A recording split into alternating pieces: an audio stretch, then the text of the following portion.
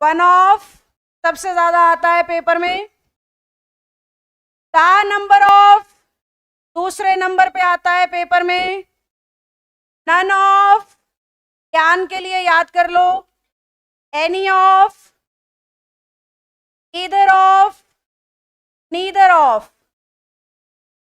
Each of. एक बार मैं चाहूंगी वो सारे बच्चे जिन्हें इंग्लिश सीखनी है इन सारे फ्रेजेस को जोर से पढ़ें। ग्रामर से पेपर में आते हैं error, filler, improvements, arrangement, passage. इन पांचों में अगर वो वर्ब का क्वेश्चन देना चाहता है तो वो इन नियमों की मदद लेगा। हर नियम की एक पहचान है जो आपने सबसे पहले याद करनी, क्योंकि वो रूल तभी लगेगा उस सेंटेंस में जब इनमें से कोई शब्द हमें गिवन होगा।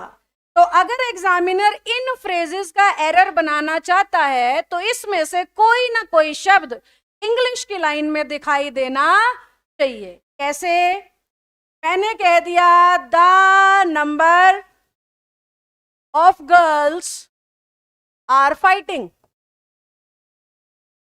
अब भाई जैसी फीलिंग दिखाओगे वैसे ही तो सेंटेंस बनेंगे। The number of girls are, कहती कुछ नहीं हूं, इशारे इशारे में सब कह जाती हूँ।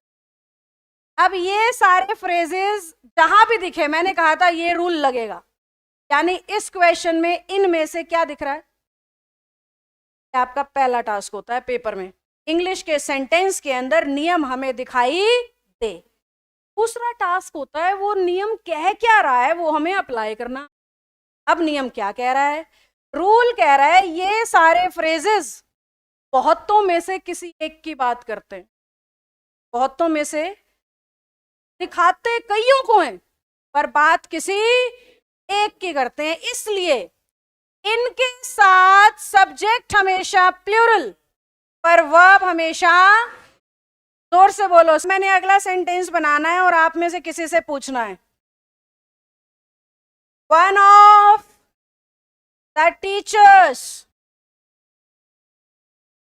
are asking questions. Control.